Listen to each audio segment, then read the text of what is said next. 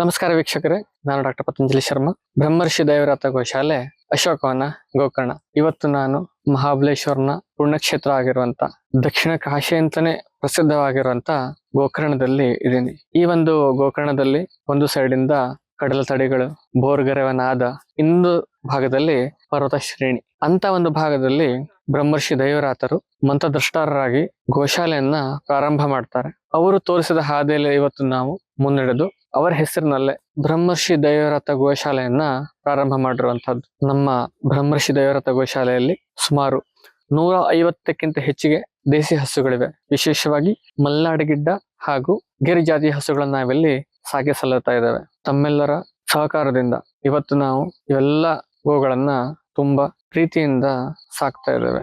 ಇಂಥ ಗೋಶಾಲೆ ನಡ್ಸ್ಕೊಂಡು ಹೋಗುದು ಅಂತಂದ್ರೆ ಸುಲಭದ ಮಾತಲ್ಲ. ಪ್ರತಿನಿತ್ಯ 10-15 ಜನ ಗೋ ಸೇವಕರು ಅವ್ರ ಜೊತೆಗಿರ್ತಾರೆ. ಅವರ ಪಾಲನೆ ಪೋಷಣೆಯನ್ನ ಮಾಡ್ತಾ ಇರ್ತಾರೆ.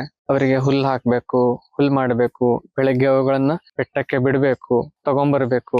ಹೀಗೆ ಹೆರಿಗೆ ಇರ್ತದೆ ಅವ್ರದ್ದು, ಕರುಗಳ ಆರೈಕೆ ಮಾಡ್ಬೇಕು. ಈಗ ನಾವು ಒಂದು ಹೊಸ ಕಟ್ಟಡವನ್ನು ಕೂಡ ಪ್ರಾರಂಭ ಮಾಡಿದ್ದೇವೆ. ಸುಮಾರು 500 ಹಸುಗಳ ವಾಸಕ್ಕೆ ಯೋಗ್ಯ ಆಗಿರುವಂತಹ ಒಂದು ಹೊಸ ಕಟ್ಟಡವನ್ನು ಕೂಡ ಮಾಡಿದ್ದೇವೆ. ಅದರ ಕೆಲಸ ಕೂಡ ಪ್ರಾರಂಭವಾಗಿದೆ. ನಮ್ಮ ಬ್ರಹ್ಮರ್ಷಿ ದೈವರಥ ಗೋಶಾಲೆಯಲ್ಲಿ ಗಂಡು ಕರುಗಳು ಇದ್ದಾವೆ, ಹೆಣ್ಣು ಕರುಗಳು ಇದ್ದಾವೆ. ತುಂಬಾ ಜನ ಗೋಶಾಲೆ ಹೇಗ್ ಮಾಡ್ತಾರೆ ಅಂತಂದ್ರೆ ಅದು ಹಾಲಿನ ಉದ್ದೇಶಕ್ಕೋ ಅಥವಾ ಡೈರಿ ಫಾರ್ಮಿಂಗ್ ಗೆ ಮಾಡುವಂತಹದ್ದು. ಆದ್ರೆ ನಾವಿಲ್ಲಿ ಅಂತಹದ್ದು ಯಾವುದೇ ಒಂದು ಉದ್ದೇಶ ಇಟ್ಕೊಳ್ದೆ ಬರೀ ಗೋ ಸೇವೆಗೋಸ್ಕರ ಮಾಡ್ತಾ ಇರುವಂತಹದ್ದು. ಪ್ರತಿನಿತ್ಯ ನಮಗೆ ಹಸಿ ಹುಲ್ಲು ಬೇಕಾಗತ್ತೆ, ಒಣ ಹುಲ್ಲು ಬೇಕಾಗತ್ತೆ, ಬೇಕಾಗಿರುವಂತ ಕ್ಯಾಟಲ್ ಫೀಡ್ಗಳು ಬೇಕಾಗತ್ತೆ. ತುಂಬಾ ಜನ ಇದನ್ನ ಸ್ಪಾನ್ಸರ್ಸ್ ಕೂಡ ಮಾಡ್ತಾ ಇದ್ದಾರೆ. ಕೆಲವೊಬ್ರು ಹುಲ್ಲಿನ ರೂಪದಲ್ಲಿ ಸಹಾಯ ಮಾಡ್ತಾ ಇದ್ದಾರೆ, ಕೆಲವೊಬ್ರು ಹಣದ ರೂಪದಲ್ಲಿ ಸಹಾಯ ಮಾಡ್ತಾ ಇದ್ದಾರೆ, ಇನ್ನು ಕೆಲವೊಬ್ರು ಸೇವೆ ರೂಪದಲ್ಲಿ ಇಲ್ಲೇ ಬಂದು ಕೆಲಸ ಮಾಡಿ ಕೂಡ ಸಹಾಯವನ್ನ ಮಾಡ್ತಾ ಇರುವಂತಹದ್ದು. ನೀವು ನೋಡ್ತಾ ಇದಿರ್ಬೋದು, ಈಗ ಬೆಳಗ್ಗೆ ಬಿಟ್ಟಿದ್ದೀವಿ ನಾವು ಅವುಗಳನ್ನ ಗೋಶಾಲೆಯಿಂದ. ಈಗೆಲ್ಲ ಇವು ಗೋಮಾಳಕ್ಕೆ ಹೋಗಿ ಮೆಂದು ವಾಪಸ್ ಬರ್ತವೆ. ಇವೆಲ್ಲ ಗಿರ್, ಇಳಿಡಿ ಅಂತ ಹೇಳ್ತೀವಿ. ಕಾಬ್ರಿ, 2 ಬಣ್ಣಗಳು ಮಿಕ್ಸ್ ಇರುವಂತಹದ್ದು. ಶ್ವೇತ ಕಪಿಲ. ಮಳೆ ಬರ್ತಾ ಇತ್ತು, ಮಳೆಯಲ್ಲಿ ಒದ್ದೆಯಾಗಿ ಬಂದಿದ್ದಾರೆ. ಇವೆಲ್ಲ ಹಸುಗಳು ನೋಡಿ ಇಲ್ಲೆಲ್ಲ ಬರ್ತಾ ಇವೆ. ಇವೆಲ್ಲದನ್ನು ಈಗ ನಾವು ಗೋಮಾಳಕ್ಕೆ ಕಳಿಸ್ತೇವೆ. ಒಂದರಿಂದ ಒಂದು ಬರ್ತಾ ಇವೆ. ಇಲ್ಲೆಲ್ಲದು ಕೂಡ ಇದು ಗಿರ್ ಇದೆ, ಇದು ಮಲೆನಾಡು ಗಿಡ್ಡ, ಸ್ವರ್ಣ ಕಪಿಲ ಅಂತ ಹೇಳ್ತೀವಿ. ಸ್ವರ್ಣ ಕಪಿಲ ಇದೆ. ಬಾ ಯಮುನಾ, ಇವೆಲ್ಲದನ್ನು ಈಗ ನಾವು ಗೋಮಾಳಕ್ಕೆ ಕರ್ಕೊಂಡು ಹೋಗುವಂತಹದ್ದು. ಇವೆಲ್ಲದನ್ನು ಕೂಡ ಬೆಳಗ್ಗೆ ಅವಕ್ಕೆ 1 ಹೊತ್ತು ಫೀಡನ್ನು ಕೊಟ್ಟು ಈಗ ನಾವು ಬಿಡ್ತೀವಿ. ಈಗ ಬಿಟ್ಟಾದ್ಮೇಲೆ ಸಂಜೆ ತಿರ್ಗಾ ಮತ್ತೆ ಬರ್ತವೆ ಅವು. ಮಧ್ಯಾಹ್ನ ಮತ್ತೊಂದು ಫೀಡ್ ಕೊಡ್ತೀವಿ. ಕೆಲವೊಂದು ಸಂಜೆ ಬರ್ತವೆ, ಸಂಜೆ ಕೂಡ ಮತ್ತೊಂದು ಫೀಡ್ ಅನ್ನ ಕೊಡ್ತೀವಿ. ಶ್ವೇತ ಕಪಿಲ ಬರ್ತಾ ಇದೆ ನೋಡಿ, ಪೂರ್ತಿ ಬಿಳಿ ಬಣ್ಣದಲ್ಲೇ ಇರುವಂತಹದ್ದು ಶ್ವೇತ ಕಪಿಲ ಮಲೆನಾಡು ಗಿಡ್ಡದಲ್ಲಿ. ಬಾ, ಇದು ಸ್ವರ್ಣ ಕಪಿಲ, ಗೋಲ್ಡನ್ ಕಲರ್ ಇದೆ ನೋಡಿ, ಗೋಲ್ಡನ್ ಕಲರ್ ಇದೆ, ಸ್ವರ್ಣ ಕಪಿಲ ಅಂತ ಹೇಳ್ತೀವಿ. ಇದು ಶ್ವೇತ ಕಪಿಲ, ಬಿಳಿ ಬಣ್ಣದಲ್ಲಿ ಇರುವಂತಹದ್ದು. ಇದಕ್ಕೆ ಮಲೆನಾಡು ಗಿಡ್ಡ ಅಂತಂದ್ರೆ ನಮ್ಮ ಸೊಂಟದ ಕೆಳಗಡೆ ಇರುವಂತಹದ್ದು ಹೈಟ್, ಮಲೆನಾಡು ಗಿಡ್ಡ ಅಂತ ಹೇಳ್ತೀವಿ. ಗಿಡ್ಡ ಇದೊಂದು ಸ್ವರ್ಣ ಕಪಿಲದ ವಿಶೇಷತೆ ಏನು ಅಂತಂದ್ರೆ ಇವರ ಒಂದು ದೇಹದಲ್ಲಿ ಗೋಲ್ಡ್ ಕಂಟೆಂಟ್ ಇದೆ ಅಂತ ಹೇಳ್ತೀವಿ. ಚಿನ್ನದ ಅಂಶ ಇದೆ ಇವರ ಗೋಮೂತ್ರದಲ್ಲಿ, ಹಾಲಿನಲ್ಲಿ ಅಂತ ಹೇಳ್ತೀವಿ. ಅವುಗಳನ್ನ ಔಷಧಿಗೆ ಉಪಯೋಗಿಸಿದಾಗ ನಮಗೆ ಮೆಡಿಸಿನ್ ಬೆನಿಫಿಟ್ ಹೆಚ್ಚಿಗೆ ಸಿಗ್ತದೆ. ಇಲ್ಲೆಲ್ಲ ನೋಡಿ ಎಲ್ಲ ಮೇಯ್ತಾ ಇದೆ. ಅಲ್ಲಿ ನಾಚಿಕೆ ಮುಳ್ಳನ್ನು ತಿನ್ನುತ್ತೆ, ಖದಿರವನ್ನು ಕೂಡ ತಿಂತಾ ಇದೆ.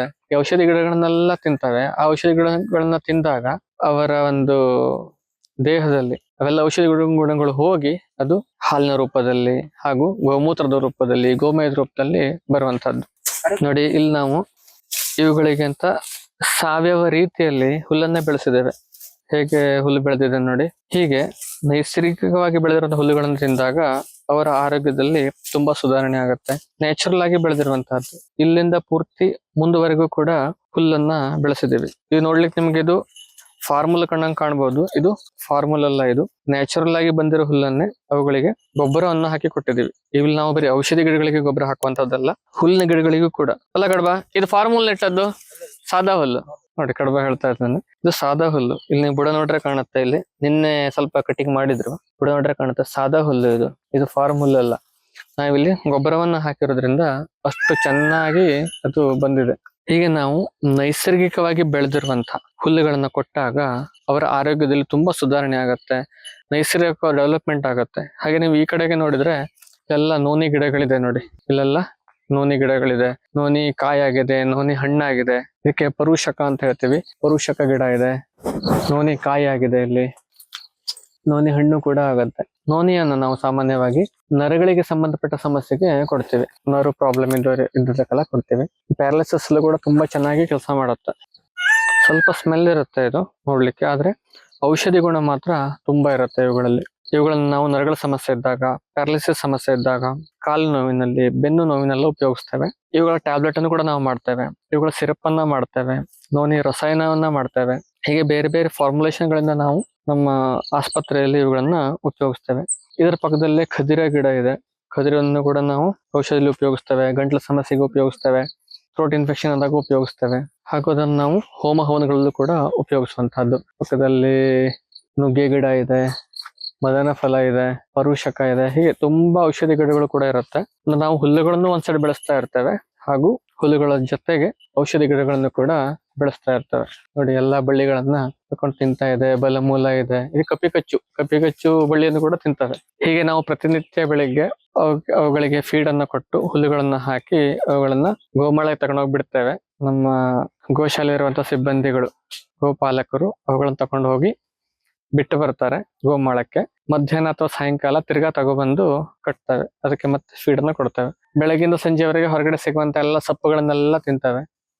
ನಂತರ ಸಂಜೆಗೆ ಅವುಗಳಿಗೆ ನಾವು ಫೀಡ್ ಅನ್ನ ತಿರ್ಗಾ ಮತ್ತೆ ಕೊಡ್ತೇವೆ. ಅಲ್ಲಿ ನಾವು ಅವುಗಳ ಪೌಷ್ಟಿಕತೆಯನ್ನು ನೋಡ್ಕೊಂಡು ಯಾವ್ಯಾವ್ದು ಬೇಕು ಅಂತ ನೋಡ್ಕೊಂಡು ಫೀಡ್ ಅನ್ನು ಕೂಡ ಕೊಡುವಂತದ್ದು.